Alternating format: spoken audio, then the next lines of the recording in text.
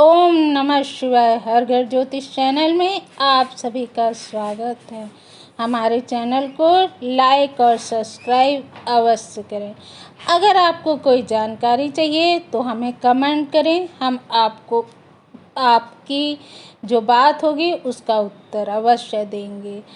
आज हम चर्चा करते हैं मिथुन लग्न की। मिथुन लग्न में कौन से रहस्य हैं, किस कारण से विधाता ने आपको मिथुन लग्न में ही जन्म दिया है। कुछ तो कारण होता है ना, तभी तो विधाता उसको एक निश्चित लग्न में ही जन्म देते हैं। कारण से हम व्याख्या करेंगे।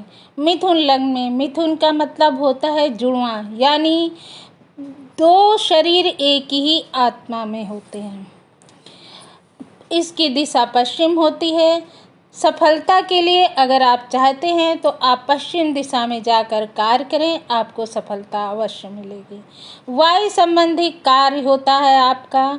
आप इसका मिथुन राशि का, मिथुन लग्न का रंग हरा होता है। ये बुध की राशि है, ये चंचल होती है, ये दीव स्वभाव राशि है। क्षण में तोला, क्षण में मासा। ये शुद्ध वर्ण की राशि होती है। इसका कार्य सेवा करने का होता है। नर्स का कार्य, डॉक्टर का कार्य करना, सरकारी कार्य करना, ये सब कार्य सेवा के कार्य होते हैं। ये मिथुन लग्न वाले ही करते हैं। ये दिन में बलि राशि होती है, यानी दिन में मेहनत करती है। संतान इनकी मध्यम होती है। प्राकृतिक स्वभाव इनका सृजनात्मक है। कंधे और बाजू इसके पार्ट हैं। मिथुन लग्न 3 नक्षत्रों पर आधारित है। एक तो मृगशिरा, दूसरा आद्रा और तीसरा पुनर्वसु। मिथुन लग्न के 3 आधार स्तंभ है, मृगशिरा, आद्रा और पुनर्वसु, यानी मंगल, राहु और गुरु। 3 से मिलकर के, ग्रहों से मिलकर के ये राशि बनी हुई है, ये लग्न बनी हुई है 3 नक्षत्रों से। कर्म भाव में अगर देखें तो उसके आधार पर आप मीडिया से संबंधित कार्य कर सकते हैं। इनमें आकर्षण क्षमता बहुत होती है। ये हर किसी को अपनी तरफ आकर्षित कर लेते हैं। आकर्षण का केंद्र बिंदु होते हैं मिथुन लग्न वाले। हर चीज़ को अपडेट करके चलते हैं, बड़ी सिस्टमेटिक ऑर्डर से काम करते हैं। अद्भुत क्षमता होती है इनके अंदर कार्य करने की। एकाग्रता की कमी होती है। नरम दिल के होते हैं, बहुत जल्दी घबरा जाते हैं। दूसरों का कष्ट इनसे देखा नहीं जाता है। शिक्षा में पढ़ने पढ़ाने का कार्य इनका, मार्गदर्शन का कार्य होता है, एस्ट्रोलॉजी का कार्य होता है, कन्वर्टिंग का काम इनका होता है।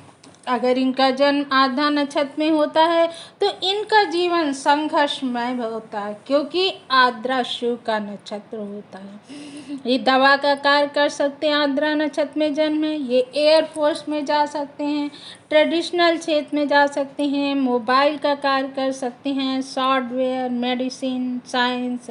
वीरान जगह पर भी ये जाकर कार्य करते हैं तो उस जगह को बहुत सुंदर बना देते हैं। ये संदेह करने वाले लग्न होती है। ये दूसरों पर संदेह करते हैं। मैच्योरिटी इनके अंदर बहुत कम होती है। क्यों? क्योंकि बुध इस लग्न में बच्चा होता है। अच्छा, उसका मिथुन लग्न वालों का जो स्वभाव होता है वो बच्चे के जैसा स्वभाव होता है। इनके अंदर मैच्योरिटी नहीं होती है। इसी कारण से इनकी जो मैरिड लाइफ होती है वो अच्छी नहीं होती है।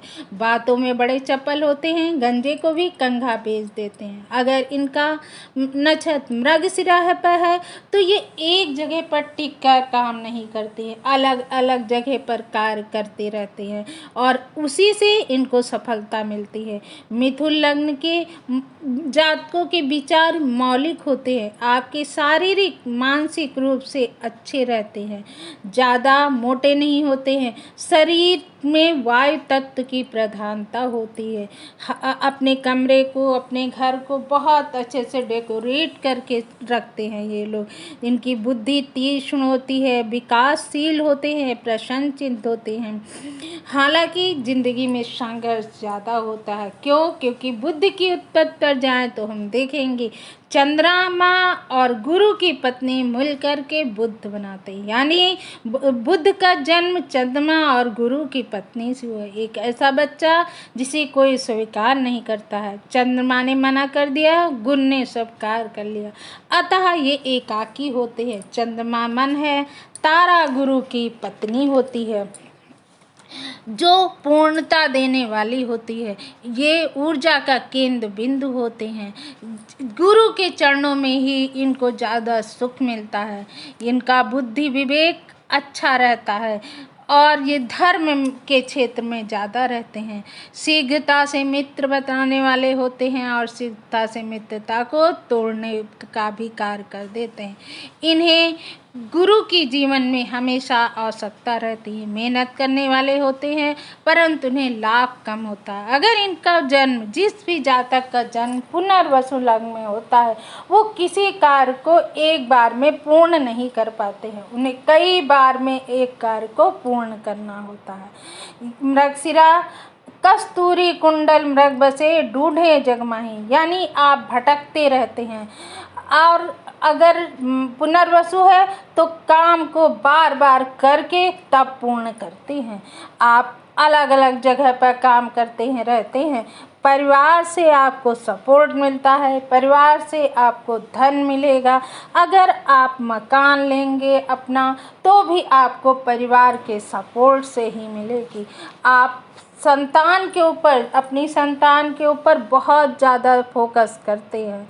अगर संतान के घर में स्वाति नक्षत्र है तो आपकी संतान पर आप बहुत अधिक फोकस करते हैं, फिर भी आपको उससे सुख बहुत कम मिलता है। इन 3 नक्षत्रों के आधार पर इनको उन्हीं नक्षत्रों के स्वामी की पूजा करना चाहिए। अगर आपका जन्म मृगशिरा में है तो मंगल, आद्रा में है तो शिव जी, और पुनर्वसु में है तो गुरु के चरणों में ही आपको शांति मिलेगी। इन्हीं की आपको आराधना करने से आपको जीवन में उन्नति मिलेगी। अतः आयु मगर लग्न में है, अतः आपको आयु के लिए शनि की उपासना करना चाहिए। आपको जो भी चीज़ें मिली हैं वो पूर्व जन्म के संचित पुण्य के कारण मिली है। जो आपको प्राप्त होगा वो पूर्ण जन्म के संचित कर्मों के आधार पर ही प्राप्त होगा। अतः आप अपनी अगर जीवन को श्रेष्ठ बनाना चाहते हैं तो आपको शिव जी की, अगर आद्रा में जन्म हुआ तो उपासना करना चाहिए। अगर आपका जन्म मृगशिरा में है तो आपको शिव जी या मंगल या हनुमान जी की उपासना करना चाहिए। अगर आपका जन्म पुनर्वसु में है तो आपको विष्णु जी की आराधना करना चाहिए। वैसे मिथुन लग्न वाले अगर शिव और विष्णु जी की आराधना करते हैं तो उनके लिए